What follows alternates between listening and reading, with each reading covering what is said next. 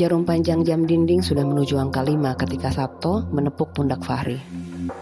Belum selesai lagi. Keburu malam saya nungguin kamu. Anak saya di rumah lagi lucu-lucunya nih, ujar Sabto. Ya, bentar lagi pak. Nanggung ini. Sedikit lagi beres. Tinggal 3 kecamatan lagi di timur, jawab Fahri. Tatapannya tetap serius ke data-data pilkada di hadapannya.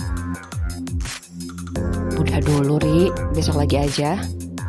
Saya sebagai kepala bidang data dan informasi gak tega kalau staf saya lembur melulu. Nanti kalau kamu sakit gimana? Sabto masih membujuk Fahri dengan setengah berkelakar.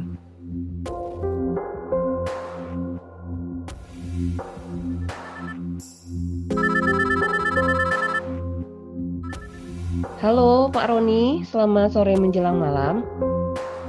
Sambut Saiful mengangkat panggilan masuk. Ya Pak Saiful, selamat sore. Apa kabar? Jawab suara di seberang. Saya, baik Pak. Saiful mulai merasa janggal dengan telepon dari calon bupati nomor urut 3 itu. Ada yang bisa saya bantu Pak? Tanya Saiful.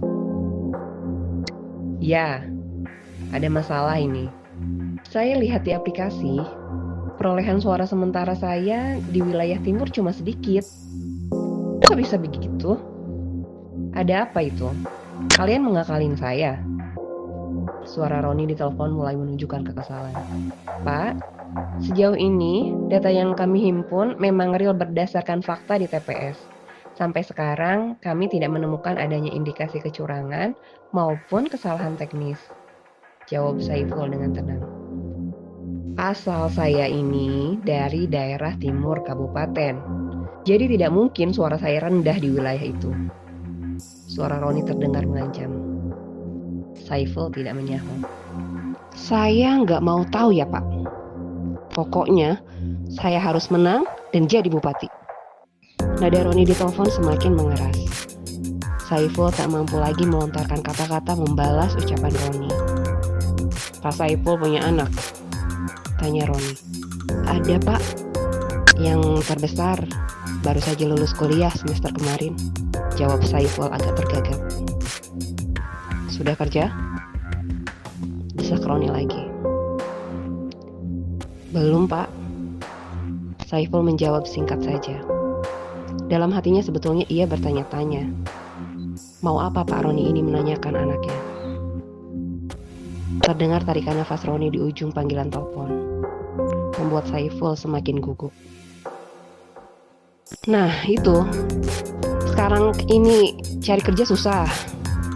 Kalau saya jadi bupati, saya pastikan anak Pak Saiful ada pekerjaan. Nanti langsung kerja sama saya. Gak usah pakai wawancara-wawancara, pungkas Roni.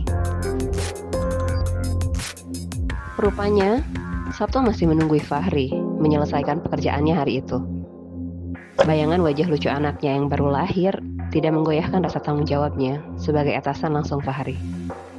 Ada yang mau saya bicarakan dengan kalian. Ajak Fahri juga ke ruangan saya ya. Suara Saiful memecah keseriusan Sabto memandangi data yang diinput Fahri. Tiba di rumah, Fahri menjatuhkan tubuh, duduk di hadapan ibunya. Ia menghela nafas panjang.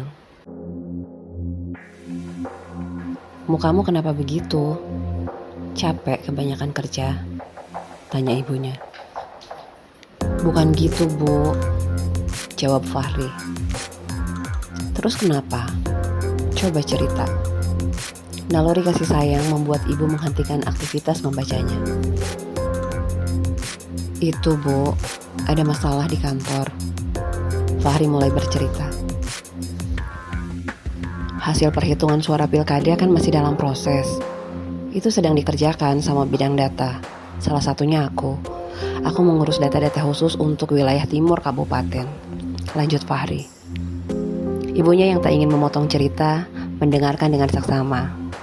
Dalam hatinya, ia sudah tahu cerita ini akan mengarah kemana.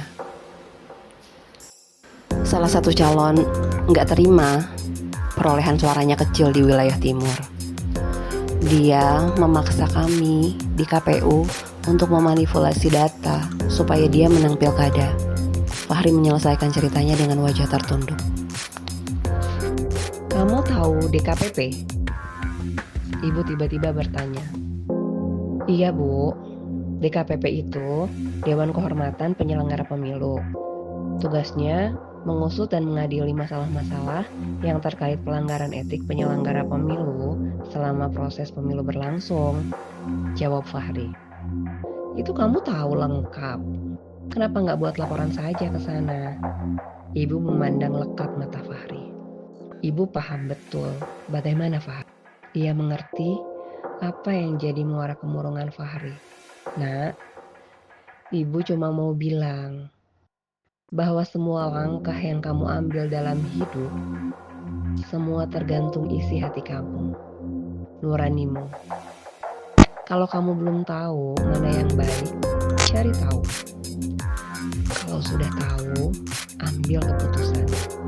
Karena pada dasarnya, semua hal buruk itu sifatnya merambat. Tidak hanya merugikan satu, tapi semua orang. Ikuti saja nuranimu. Lapor ke DKPP, mereka pasti membantu. Ibu menutup nasihatnya. Malam itu juga, Fahri menemukan situs DKPP dan menelpon nomor call center yang tertera 1500 101. Sayangnya, sampai panggilan terakhir, telepon Fahri tak kunjung diangkat. Oh alah, harus jam kerja toh.